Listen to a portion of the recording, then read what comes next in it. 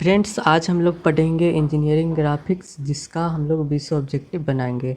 तो आपको पता होना चाहिए कि यह 2022 में एग्ज़ाम हुआ था। ठीक है, यहाँ पे 2021 में लिखा हुआ है। ये कह सकते हैं कि पहले से पेपर छपा हुआ होगा, ये भी हो सकता है।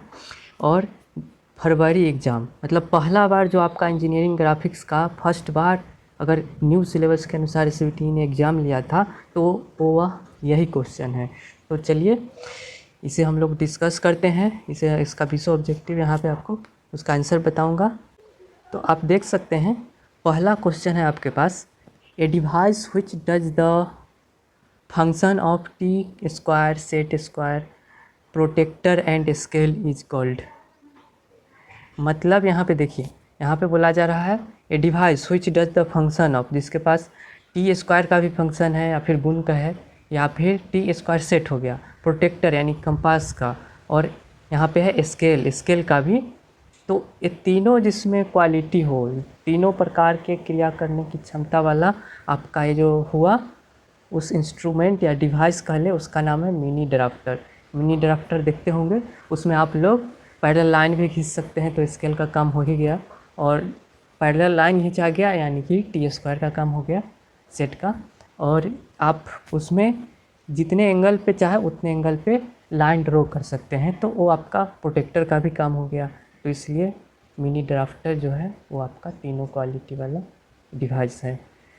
सेकेंड है आपका in the engineering system of paper A2 sizes. यहाँ पे A2 साइज क्या हो सकता है? पेपर होता है इंजीनियरिंग सिस्टम में, A2 साइज का डायमेंशन क्या है या फिर साइज क्या है बताइए। तो इसका आंसर है आपका 420 मिलीमीटर इंटू 594 मिलीमीटर, यानी कि option C number right answer हो गए। अब चलिए थर्ड पे ही, in a compass the lengthening bar is use to. यहाँ पे कंपास यानी कि जो चांद होता है, यहाँ पे बोला जा रहा है लेंथनिंग बार। लेंथनिंग बार को आप समझ सकते हैं, जो इस प्रकार से मान लेते हैं ये आपके चांद होते हैं। तो ये जो लेंथनिंग बार है, इसके बारे में यहाँ पे पूछा जा रहा है। जो बेस है वो क्या होता है, तो वो यहाँ पे देखिए, draw circle of large diameter, draw circle of uniform thickness, increase overall height, all of the above. इसका आंसर हो जाएगा ऑप्शन ए, इसका आंसर हो जाएगा। आप हम लोग इस जो लेंथ होता है तो उससे हम लोग डायामीटर का ही उपयोग किया जाता है ना। सर्किल ड्रॉ करें और उसका डायामीटर वो बन गया, जो लेंथ है वो आपका डायामीटर की तरह हुआ, तो इसलिए ऑप्शन ए ही सही हो जाएंगे। फोर्थ नंबर देख लीजिए, in dash is preferred containing the statement all dimension are in millimetre unless otherwise specified. यहाँ पे आपका फोर्थ नंबर में आपसे बोला जा रहा है dash preferred containing the statement. यहाँ पे एक स्टेटमेंट है, वो कौन सा, और स्टेटमेंट है आपका all dimension are in millimetre unless otherwise specified. तो यहाँ पे कौन सा इस ऑप्शन में से है जो केवल और केवल डायमेंशन उसका मिलीमीटर में ही नापा जाता है, आप कह सकते हैं समझने के लिए। तो इसका आंसर है आपका title block, option number B इसका राइट आंसर हो जाएगा। इस बारे में ज़्यादा कुछ नहीं पता है। अब देखिए हम लोग चलते हैं फिफ्थ नंबर पे, in orthographic projection X Y plane ही कह ले, X Y is known as. Orthographic projection में एक्स वाई क्या कहलाता है, तो ये आपका horizontal trace, horizontal line, reference line, ये आपका रेफरेंस लाइन कहलाता है। ठीक है, तो ऑप्शन सी राइट आंसर हो जाएंगे। 6 नंबर है, the true shape of the inclined surface of an object can be obtained on the. यहाँ पे ट्रू शेप इंक्लाइंड सरफेस, यहाँ पे true shape of the inclined surface object can be obtained on the. ये जो आपका true shape जो है वो आपके ऑब्टेन्ड होते हैं vertical plane, profile plane, auxiliary plane. Auxiliary plane पे आपका ट्रू शेप इंक्लाइंड सरफेस का ऑब्टेंट होता है किसी भी ऑब्जेक्ट का। ऑप्शन डी राइट आंसर होगा। 7th नंबर है the first angle projection method the relative projection of the object plane and observer are. यहाँ पे 7 नंबर में बोला जा रहा है फर्स्ट एंगल प्रोजेक्शन मेथड, ठीक है। इसमें relative position of the object and plane and observer, ये आपके जो ऑप्शन आपको देखना होगा, ये तीनों चीज़ आपको किस में सूट कर रहा है फर्स्ट एंगल प्रोजेक्शन मेथड में, relative position of object, plane and observer. तो ऑप्शन देखिए, ऑप्शन ए है आपका object is place in between, object is place in between, यही आपका राइट आंसर हो जाएंगे। ऑब्जेक्ट जो होता है वो इसके मतलब फर्स्ट एंगल प्रोजेक्शन में बीच में रखा हुआ रहता है, ये राइट आंसर हो गया।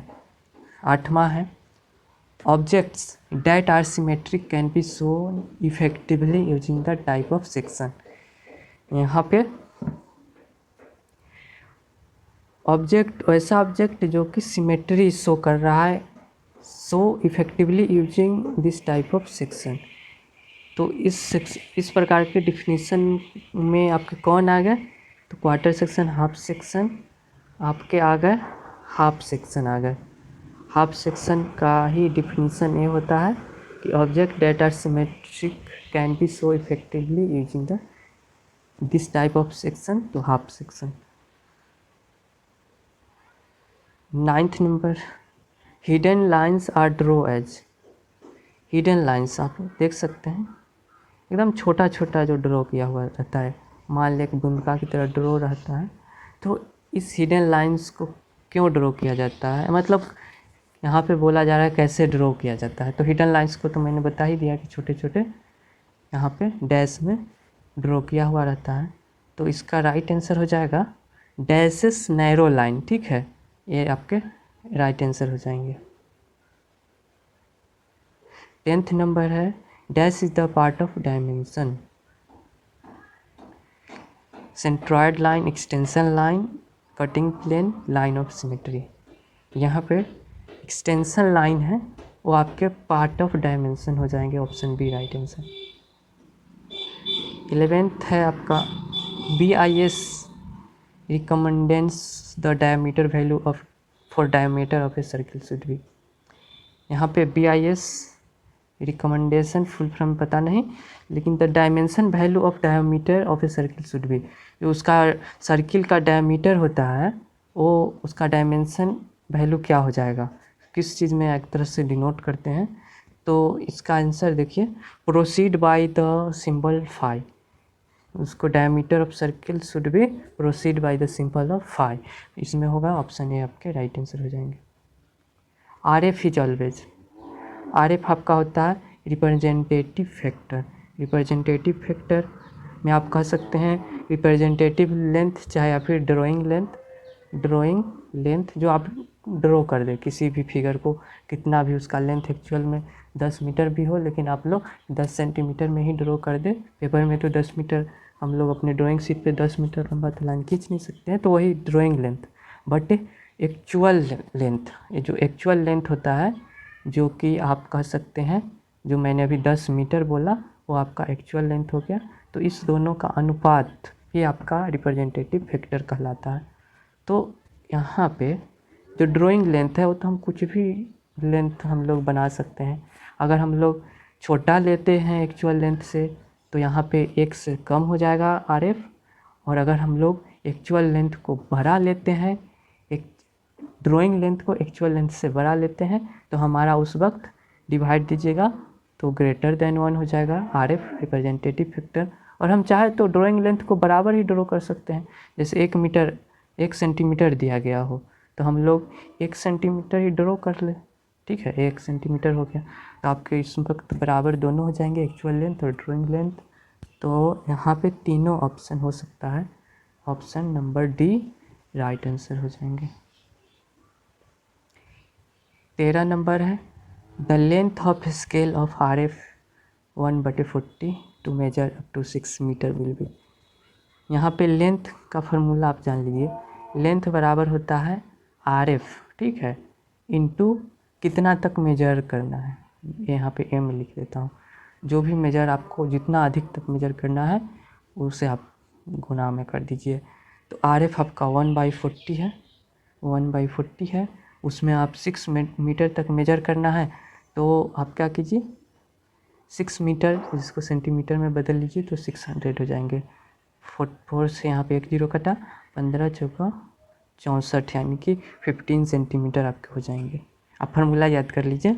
RF जो कि होता है लेंथ होता है, एक्चुअल लेंथ आपके RF into measurement length, measurement maximum measuring length आपका। चलिए 14th नंबर है, pictorial views draw on the isometric scale are called. Isometric projection कहलाएगा आपका, 14 का B हो जाएगा। 15 number, a square in a regular multiviews projection appears on isometric view. Isometric view आपको square का क्या होगा, स्क्वायर को अगर हम लोग आइसोमेट्रिक व्यू में अगर प्रोजेक्ट करें तो वो एक तरह से बक्सा की तरह दिखेगा। यहाँ पे देखिए रेगुलर मल्टी व्यू है, रेगुलर से आपको व्यू करना। मान लेते हैं आप फ्रंट व्यू, टॉप व्यू या फिर साइड व्यू, इन सभी से देखिएगा तो एक तरह से आइसोमेट्रिक व्यू इसका बनेगा, तो वह बॉक्स की तरह होगा। ठीक है। 16 है, the quick access toolbar contents. यहाँ पे टूलबार कंटेंट्स क्या होता है, क्विक एक्सेस टूलबार क्या चीज़ रखता है। तो the title of the current drawing on the line service and help button tool for all 5 related option. Option C आपके राइट आंसर हो जाएंगे। 17 है, which of the following restricts the cursor movement of the specified incremental distance inside the drawing areas। यहाँ पे which of the following restricts the cursor movement of the specified increment distance inside the drawing area। बोला जा रहा है drawing area में आपको क्या कर देना है, रिस्ट्रिक्ट कर देना है कर्सर मूवमेंट को। उसका डिस्टेंस आपको किस मोड में होगा, तो यहाँ पे पोलर ट्रैकिंग मोड इसका आंसर होता है, आप जान लें। The term used by the must CAD system for the rounding corner. यहाँ पे आपके कैड होता है कंप्यूटर सिस्टम की एक तरफ से हुआ, यहाँ पे कंप्यूटर एडेड ड्राफ्ट या फिर डिवाइस जो भी हो। तो इसका आंसर आपका फिलेट हो जाएगा, 18 का B हो जाएगा। 19 number, the following instrument are needed for drawing for free hand sketching. यहाँ पे कौन सा इंस्ट्रूमेंट होगा फ्री हैंड अगर हम लोग ड्रॉ करते हैं जो भी ड्राइंग में, कौन सा इंस्ट्रूमेंट आपके ज़रूरत पड़ेंगे। तो देख लीजिए, ball, compass, scale, soft leaded pencil, eraser, sharpener. दूसरा नंबर है scale, soft leaded pencil, eraser, sharpener.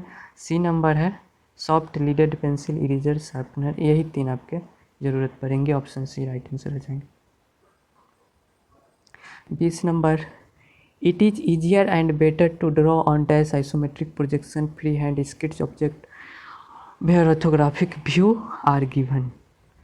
यहाँ पे हम लोग ग्रीड पेपर पर हम लोग इजी और बेटर तरीके से हम लोग आइसोमेट्रिक प्रोजेक्शन को फ्री हैंड स्केच की सहायता से ड्रॉ कर लेते हैं।